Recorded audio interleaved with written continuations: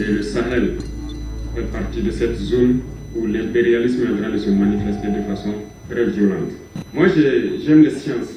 Je suis scientifique. J'ai tellement aimé les sciences qu'à n'importe quelle heure, si on me réveille, on me dit de citer le tableau de Mendeleïev. Je l'ai en tête comme ça. C'est la même chose que les équations chimiques qu'on passe le temps à équilibrer depuis, je dirais, le lycée. On est très fort. Lorsque sur le papier on nous dit d'équilibrer une équation chimique, on le fait.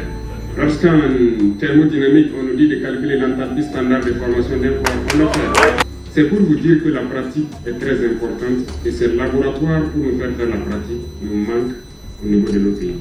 Par exemple, nous sommes en guerre. Nous payons de l'équipement, nous payons des munitions, des armes et tout. Et quand je vous prends les munitions, les explosifs et tout, le Mali produit le coton, le Burkina en produit, le Niger en produit. Mais vous savez bien que c'est la cellulose du coton qu'on transforme pour faire la poudre et les explosifs. Pourquoi on ne réussit pas à le faire? Parce que la chimie pratique, nous ne l'avons pas. Je pense que, toujours dans la même lancée, vous voyez tous les types de missiles que la Fédération de Russie peut développer. Et le dernier en date, c'est Oreshnik, qui fait trembler le monde entier, qui n'aimerait pas l'avoir. Mais rien que le carburant de tout ce qui est missile, c'est de la chimie.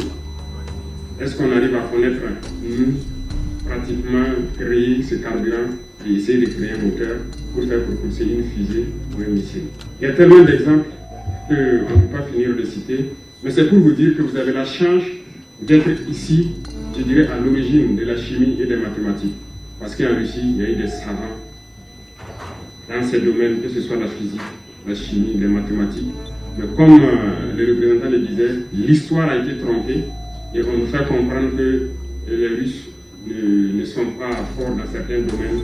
Ce sont les autres qui ont écrit l'histoire qui se disent forts dans tout. Mais je pense qu'aujourd'hui, l'histoire nous montre que tout est faux. Il y a bien des savants d'origine, c'est ici la preuve Mendeleïev qui a créé ce tableau. Il résume la matière russe. Profitez donc, apprendre de manière pratique pour que ça serve à nos pays. Parce qu'un pays est faible, il est voué à disparaître dans ce monde de prédation. Il faut qu'on soit fort. Et aujourd'hui, les pays qui sont nucléaires sont forts. Vous ne perdez jamais une guerre. Mais la bombe nucléaire, vous avez tous fait atomistique, c'est sûr.